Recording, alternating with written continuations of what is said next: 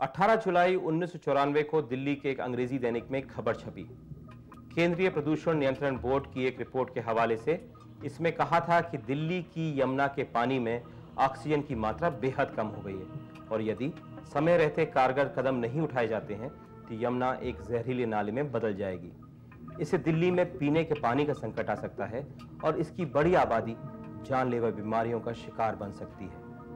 समाचार एक भयानक खतरे को आगाह कर रहा था। आम लोगों के लिए जानकारी नई हो सकती थी, लेकिन अपने रोजमर्रा के अनुभव से वे समझ सकते थे कि पावन यमुना गंदी हो रही है। पर कुछ लोग, खासकर पर्यावरण विशेषज्ञ, इस आने वाले संकट को बहुत पहले से देख रहे थे और चेतावनी भी दे रहे थे। सिर पर खड़े इस भयानक संकट पर सरकार के कानों पर जूं नहीं रेंग रही थी। पर्यावरण की चिंता राजनीतिक पार्टियों के एजेंडों में नहीं थी। पर्यावरण को एक चुनावी मुद्दा बनाने से उनको कोई राजनीतिक लाभ नहीं होता था। गरीबी हटाने के नाम पर औद्योगिक विकास और इसके नाम पर आंख मूंद कर कल कारखाने लगाने की छूट। आज जो वो सिस्टम जो है वो पूरा कोलैप्स हो चुका है। एडमिनिस्ट्रेशन जो है वो विफल हो चुकी है। वो इस को नहीं, प्रदूषण को कंट्रोल नहीं कर सकती, क्योंकि आपने दिल्ली में जो कारखाने लगाए उन कारखानों को कहा ही नहीं कि आप जो है वो प्रदूषण कंट्रोल करिए, और अगर कहा भी तो कागज के ऊपर कहा। तो ये सारी बातें जो हैं अगर 1974 से भी ये लागू की जाती तो आज तक ये स्थिति नहीं होती। आखिरकार कुछ ही वर्षों में दिल्ली को दुनिया के चौथे सबसे प्रदूषित महानगर होने का दर्जा मिल गया। आज जो दुख की बात यह है कि जितनी भी दिल्ली में जो इंडस्ट्रियल एस्टेट्स हैं, 38 इंडस्ट्रियल एस्टेट्स, उनके पास कोई किसी तरह की सुविधा नहीं है। कोई ट्रीटमेंट प्लांट तक नहीं है, कॉमन एफल्यूएंट ट्रीटमेंट प्लांट तक भी नहीं है। तो ये एक बड़ी दुख की बात है कि यहाँ पे राजधानी थी, यहाँ पे तो सरकार जो थी, सेंट्रल गवर्नमेंट पूरी तरह से थी, यहीं पे थी। यहाँ प्रधानमंत्री भी हैं, यहाँ पे गवर्नर भी, लेफ्टिनेंट गवर्नर भी थे, और यहाँ पे सारी मशीनरी पूरी की पूरी थी। तो ये कानून जो है वो क्यों नहीं लागू हो पाया? तो ये क्यों नहीं? क्योंकि पॉलिटिकल विल नहीं थी। इस मामले को 1995 में सुप्रीम कोर्ट ने अपने हाथ में लिया और दिल्ली सरकार को बढ़ते जा रहे प्रदूषण को काबू करने के कई आदेश जारी किए। एक, यमुना का प्रदूषण रोकने के लिए वाटर ट्रीटमेंट प्लांट लगाए जाएं। दूसरा, उसे प्रदूषण पैदा करने वाले उद्योगों की सूची तत्काल उपलब्ध कराई जाए। 24 मार्च 1995 को दिल्ली सरकार ने खतरनाक उद्योगों की सूची सुप्रीम कोर्ट को सौंप दी।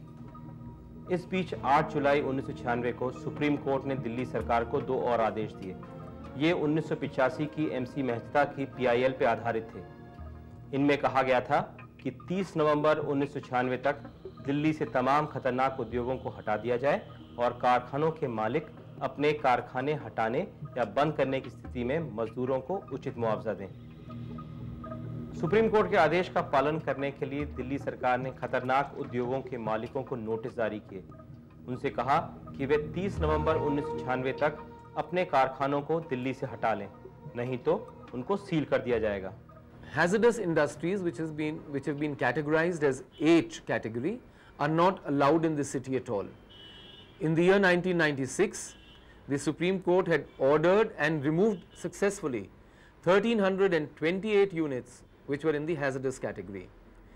We have a responsibility to see that no more come up. ये hazardous industry क्या होती है? किसी ने सोचा नहीं। यहाँ दिल्ली पोल्यूशन कंट्रोल कमेटी के मुताबिक जो वेस्ट पेपर मिल हैं, यानी कि वेस्ट पेपर को लेके फिर से पेपर बनाते हैं, उनको हजार्डस कैटेगरी में रखा। ऐसी इंडस्ट्री को, जो रिसाइकलिंग इंडस्ट्री है, उनको एनकरेज करना चाहिए। Keep the resources in the economic system and in the loop, that's a better strategy. लेकिन खाली किसी नोशन पे, किसी के परसेप्शन की बेसिस पे आपने ABCDEFGH कैटेगरीज बना दी और H को कहा कि ये हैजार्डस है। Well, the criteria basically in regard to the toxicity, how much of toxic potential, and also what is the type of effluent and emissions which are generated from a particular industry. For instance, there are certain categories of effluents which are hazardous and toxics, which do degrade so fast. प्रदूषण को नियंत्रित करने के मामले में आगे बढ़ते हुए 30 सितंबर 1997 को सुप्रीम कोर्ट ने उन उद्योगों की सूची मांगी जो जल प्रदूषण करते हैं। 18 दिसंबर 1998 को यह सूची सौंप दी गई। एक बार फिर 1999 के अगस्त और सितंबर महीनों में सुप्रीम कोर्ट ने दिल्ली सरकार को सख्त आदेश दिए कि 1 नवंबर के बाद यमुना में एक बूंद भी मैला पानी नहीं जाना चाहिए। Yamuna, when it enters Delhi, is much cleaner than when it leaves Delhi, and there are certain reports which say that it's nothing less than a drain. That's because 17 big drains enter the Yamuna when it is in Delhi, and these drains carry with it industrial effluents. इस आदेश के बाद दिल्ली सरकार कुछ सक्रिय हुई और दिल्ली प्रदूषण नियंत्रण समिति को अधिकार दिया कि वे उन तमाम औद्योगिक इकाइयों के विरुद्ध कार्रवाई करे जो प्रदूषण फैला रही हैं। दिल्ली प्रदूषण नियंत्रण समिति ने कार्रवाई की, समाचार पत्रों में बड़े-बड़े विज्ञापन प्रकाशित कराए, जन सूचनाएं जारी की। इनमें सभी औद्योगिक इकाइयों को सख्त हिदायत दी थी कि 1 नवंबर तक अपने-अपने कारखानों में ईटीपी और सीटीपी लगवा लें। हमने जितनी भी फैक्ट्रीज हैं उनको इंस्ट्रक्शन दी थी कि वो अपने ईटीपी लगाएं। तो इंडिविजुअल एफ्लुएंट ट्रीटमेंट प्लांट बहुत सी इंडस्ट्रीज ने लगाए हैं। बाकी अब हमारी एक टीम जो है हर फैक्ट्री में जाके वहाँ पे एफ्लुएंट ले रही है, जिसको वो चेक कराएंगे, और जिसका एफ्लुएंट का सैंपल फेल होगा तो उसके ऊपर जो है एक्शन किया जाएगा। कारखानों पर जैसे कहर टूट पड़ा, हड़बड़ी मच गई। इनके छोटे बड़े मालिकों का कहना था कि यह तुगलकी आदेश है, बिना समुचित तैयारी के इतने कम समय में यह मुमकिन नहीं है। आदेश के तकनीकी पक्ष को लेकर सवाल उठ गए। डीपीसीसी के लोगों को अभी तक यही नहीं मालूम कि किस फैक्ट्री में कितना पोल्यूशन, वाटर पोल्यूशन होता है, उसके पैरामीटर ही उनके पास तय नहीं है। एक फैक्ट्री में मान लिया वो जाते हैं और उसमें वाटर के अंदर कुछ कमियां पाई जाती हैं या कुछ पोल्यूटेड उसमें मात्रा पाई जाती है, तो उनको भी यही नहीं पता कि कितनी मात्रा में वाटर पोल्यूटेड होगा। वो जहां जाते हैं कोई पैरामीटर नहीं है, इंडस्ट्री वाले को डराते हैं, धमकाते हैं और उसको हरासमेंट करते हैं। फैक्ट्री मालिकों ने यह भी आरोप लगाया कि ईटीपी लगाने के लिए पर्याप्त समय नहीं दिया गया और उनकी फैक्ट्रियां सील कर दी गईं। आदेश को लागू करने को लेकर हो रही धांधलियों के विरुद्ध आक्रोश प्रकट किए गए। जैसे ही सुप्रीम कोर्ट ने ये डायरेक्शन दी तो डीपीसीसी ने, जो कि दिल्ली गवर्नमेंट के अंडर है, उसने अपनी तरफ से सख्ती बरतने के लिए इंडस्ट्रीज को सील करना शुरू कर दिया और उसमें बहुत सी इंडस्ट्रीज ऐसी सील की गई जो कि वाटर पॉल्यूटिंग है ही नहीं। उनके पास ना प्रॉपर डाटा थे, ना प्रॉपर सर्वे था। जहां भी जो उन्हें जिस इंडस्ट्री का नाम मिला उसको सील कर दिया। मैं समझता हूं कि ये तरीका गलत था और इससे कई जगह तो ऐसा हुआ कि एक ही प्रेमिसेस में 4 इंडस्ट्री चल रही थी और एक उसमें पॉल्यूटिंग थी, 3 नॉन पॉल्यूटिंग थी, तो उन्होंने मेन गेट पर सील लगा दी। मैंने उनको बतेरा कहा कि जी, मैंने कहा जी अभी तो मैंने काम भी चालू नहीं किया है और मेरा पानी कहीं से बाहर भी नहीं निकल रहा है, क्योंकि मेरा कहीं बाईपास नहीं था पानी निकलने का। लेकिन उन्होंने फिर भी कुछ नहीं सुना। उनके साथ 3-4 पुलिस वाले भी थे और उन्होंने सील कर दी। उसके बाद मेरी फैक्ट्री सील हो गई, बंद हो गई। देखिए, जब भी एक्शन होता है तो उसका हमेशा रिएक्शन सामने आता है और ये कहना कि ये आर्बिट्रेटरी एक्शन किया गया है, ऐसा नहीं है। We issued public notices more than half a dozen times in the months of September and October.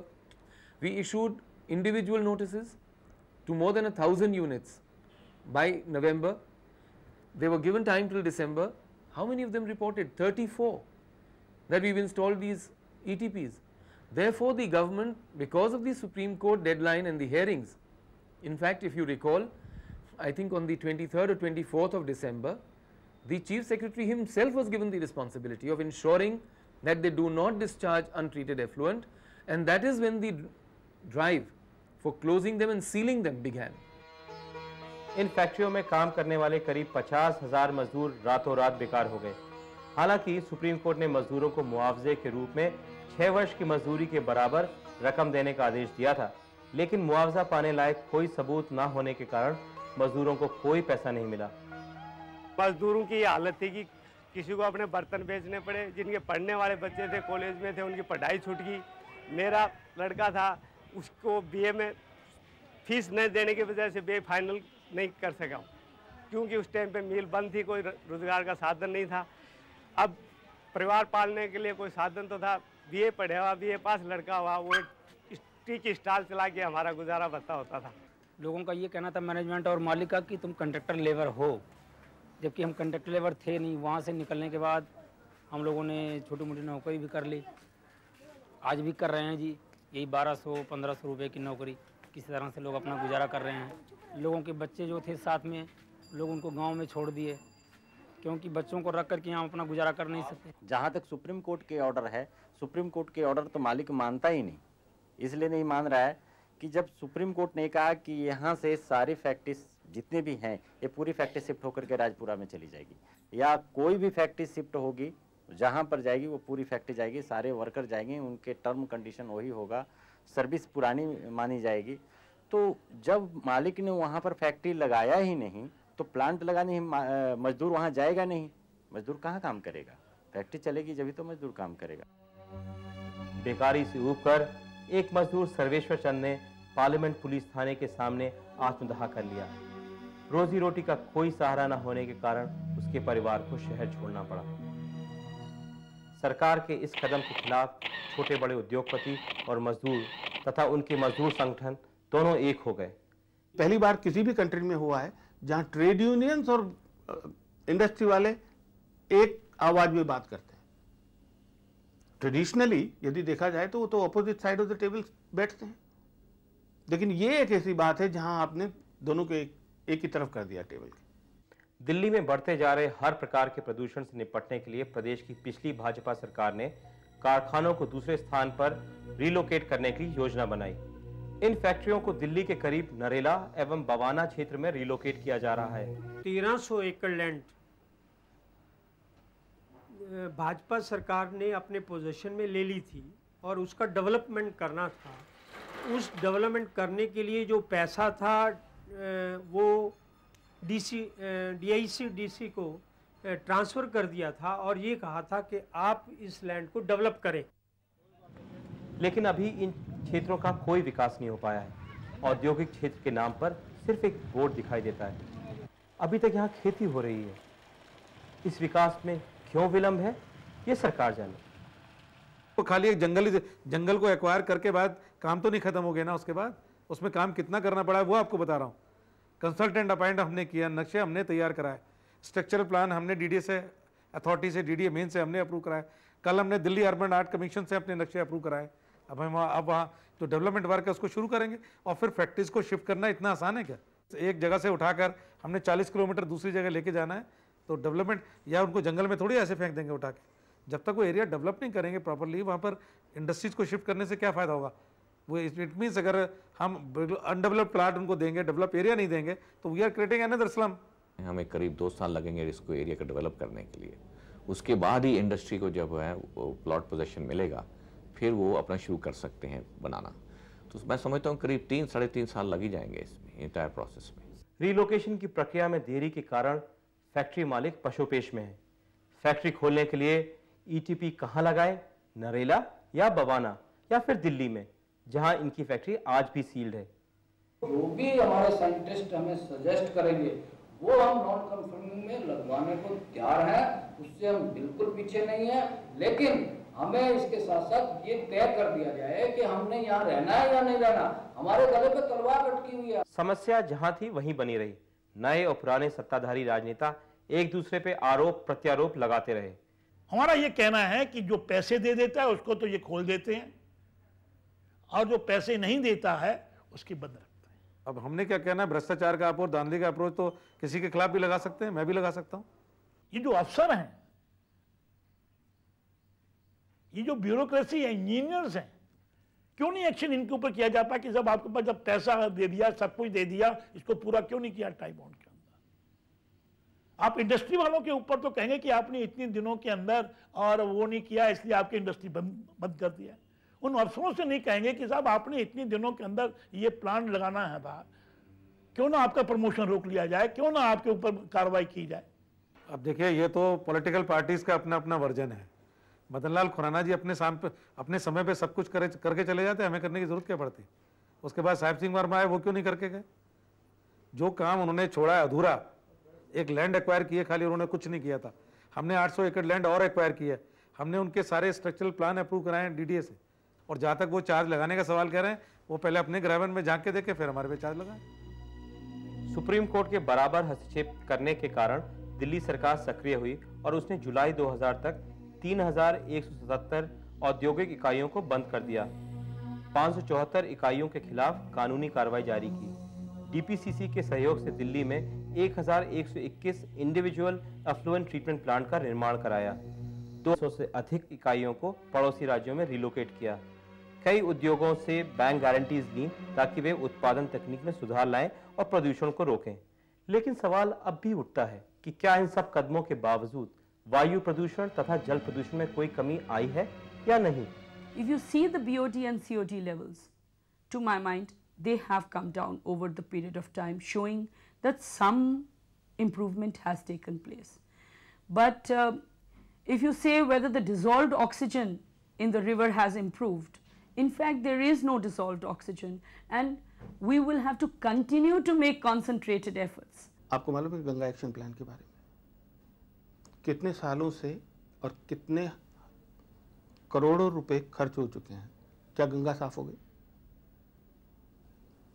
ये ऐसे नहीं होता है। लोग ज़्यादातर यूके की एग्जाम्पल देते हैं कि भाई वहाँ उनकी रिवर इतनी गंदी थी और अब देखिए आप कितनी साफ हो गई। This is a 25 year long term process. Supreme court के ऑर्डर से साफ नहीं होगी। Everybody's involvement is necessary and far more important is resources चाहिए। केंद्रीय प्रदूषण नियंत्रण बोर्ड की रिपोर्ट के अनुसार यमुना में प्रतिदिन 132 मीट्रिक टन कचरा फेंका जाता है। इसके कारण पानी का BOD स्तर 80 मेगा प्रति लीटर और COD स्तर 11 करोड़ प्रति मिलीग्राम पार कर गया है, जबकि पेयजल में यह स्तर क्रमशः 2 और 5000 होना चाहिए। BOD और COD स्तर के इतना ऊंचा होने के कारण यमुना का पानी ट्रीटमेंट के बाद भी पीने के योग्य नहीं होता। Environment is not a thing where you can see results happening overnight, because it involves economic activity, it involves installation of pollution control devices, it involves in industrial and sewage treatment plants there is a certain construction time, a gestation period, then experience of the people. After all, these are new instruments, these are new devices which are being installed by people. How much of chemical they have to add, how much of capacity should they have, they need time to gain experience into it. But the difference is between last year and now in terms of the water of Yamuna, which is our standard measure stone, that where in the beginning of this year and in the first 2 months you had levels of BOD reaching up to 150, by May we were able to get them down to between 30 and 35. And thanks to the rains now and greater release of water, because dilution does make an impact, they have come down to below 20. So therefore, there has been a very marked improvement, you could say up to 70 or 75%, but the fact is that our target is to achieve these standards prescribed by the Central Pollution Control Board for the river, which is 3. केंद्रीय प्रदूषण नियंत्रण board की नवीनतम report में कहा गया है कि यमुना के पानी में ऑक्सीजन की मात्रा अब भी शून्य है, जबकि दिल्ली में प्रवेश करने से पूर्व 8.36 मेगा प्रति लीटर है। विशेषज्ञों की राय में प्रदूषण रोकने के लिए ETP जरूरी है, लेकिन साथ में CETP लगाना भी उतना ही आवश्यक, और दूसरा वाला काम सरकार का है। उसने अभी तक केवल 4 STP लगाए हैं और CETP एक भी नहीं। सर्वोच्च न्यायालय ने अपने आदेश में 16 STP और 15 CETP लगाने को कहा था। आज ये जो वाटर पोल्यूशन के बारे में ये इंडस्ट्री बंद कर रहे हैं, अगर वो 14 ट्रीटमेंट प्लांट बन जाते, वो यमुना का पोल्यूटेड वाटर ना होता, तो ये इंडस्ट्री को बंद करने की जरूरत ही ना होती। 3 साल में बनने थे वो। 200 करोड़ रुपया मैंने इसके लिए रख दिया था, 300 करोड़ रुपया रख दिया था बजट में अलॉटेड। उद्घाटन हो गया, काम शुरू हो गया, बने नहीं आज तक। और उसके लिए सुप्रीम कोर्ट ने अभी दिल्ली गवर्नमेंट को 10,000 रुपया का जुर्माना डाला और अब कहा है कि बनाओ। इससे बढ़कर के दिल्ली गवर्नमेंट की और नालायकी क्या हो सकती है? हमारे 16 सीवेज ट्रीटमेंट प्लांट जो बन रहे थे उसके अंदर 10 के करीब बन चुके हैं और बाकी सब वेरियस स्टेजेस ऑफ कंप्लीशन में हैं। हम 380 MGD जो है सीवरेज दिसंबर 2000 तक ट्रीट करेंगे, अभी हम 307 कर रहे हैं। ऐसे ही मार्च 2001 तक हम ये फिगर जो है 450 तक ले जाएंगे और हमारी कोशिश ये है कि जल्द से जल्द जो बाकी सीवरेज भी जनरेट हो रहा है वो पूर्ण रूप से ट्रीट होकर जाए। और आने वाले समय के लिए भी हम एक लाइन ऑफ एक्शन तैयार कर रहे हैं कि 800 MGD तक हम टोटल अपनी ट्रीटमेंट कैपेसिटी रखें, जिससे कि 2005 तक जो है हम अपने पूरे सीवरेज को ट्रीट कर पाएंगे। एक और प्रश्न भी पैदा होता है कि जल प्रदूषण को रोकने का एकमात्र हल क्या ETP लगाना है? जो गवर्नमेंट में सरकारी अफसर हैं जो बैठे हैं वो ये समझते हैं कि हमें ही सबसे बढ़िया सोल्यूशन कौन सा है वो मालूम है, इंडस्ट्री को नहीं मालूम। दूसरा वो ये भी अज्यूम कर रहे हैं कि भाई ESP से अच्छा सोल्यूशन है ही नहीं, ये तो आप टेक्नोलॉजिकल इनोवेशन बंद कर देंगे। आप तो ये कहिए कि प्रदूषण नहीं होना चाहिए, leave the choice to the industry कि वो क्या लगाएं, आप उसको चेक करिए, लेकिन ये मत कहिए कि ESP लगाइए या इस तरीके का ETP लगाइए। आप ये देखिए कि जो भी ETP लगाया क्या वो रिजल्ट देता है।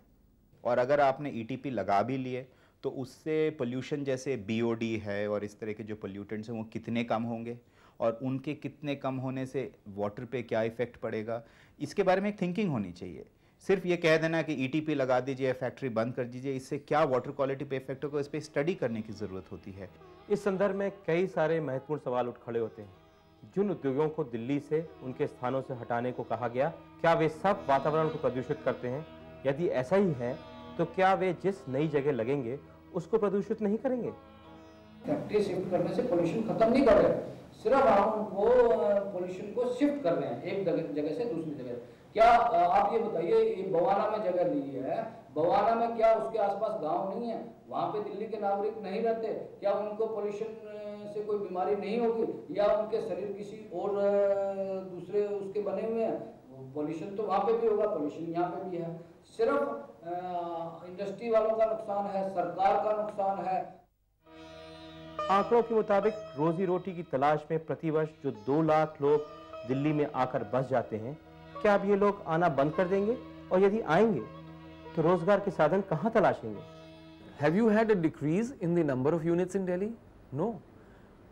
Maybe yes, there are no hazardous category units now, but there are other units which have taken their place. The vacuum has been filled up in Delhi.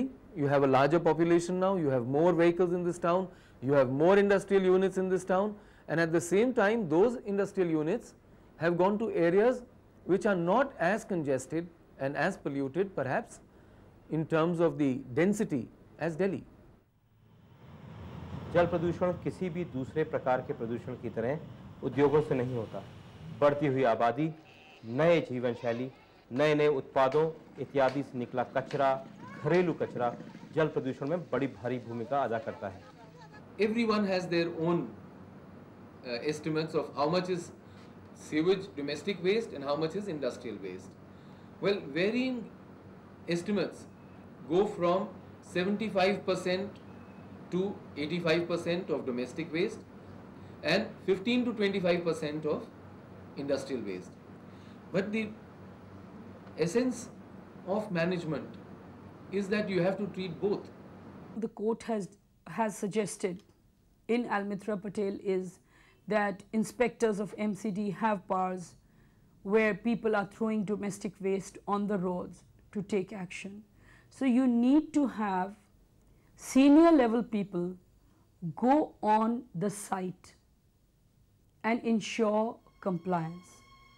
प्रदूषण बढ़ता गया, हवा और पानी और मिट्टी तक जहरीली होती गई, सरकारें सोती रहीं। सुप्रीम कोर्ट ने जब हस्तक्षेप किया तो कुछ हलचल हुई। उसके कोप से बचने के लिए जल्दबाजी में फैसले लिए गए, उल्टी सीधी योजनाएं बनाई। फैसलों और योजनाओं से प्रभावित होने वाले कारखानेदारों और खास तौर पर लाखों मजदूरों तथा उनके संगठनों को विश्वास में नहीं लिया गया। उल्टे सुप्रीम कोर्ट के आदेशों को लागू करने की आड़ में भ्रष्टाचारी अधिकारियों को अपने स्वार्थ सिद्ध करने, लोगों को परेशान करने का एक बढ़िया मौका फिर मिल गया। यदि वास्तव में दिल्ली सरकार प्रदूषण की समस्या को लेकर जागरूक है और आत्मघाती प्रदूषण पर काबू पाना चाहती है, तो शॉर्टकट उपायों को छोड़ना होगा। बेहतर प्रदूषण नियंत्रण प्रबंधन की योजना पर काम करना होगा और समय समय पर संकल्प लेना होगा।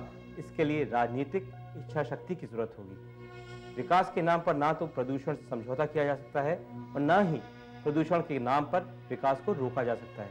आज जरूरत है विकास और प्रदूषण के बीच में बेहतर तालमेल की और बैलेंस की। इसी सवाल पे आज का प्रोग्राम हम खत्म करते हैं और मिलेंगे इसी वक्त अगले हफ्ते। नमस्कार।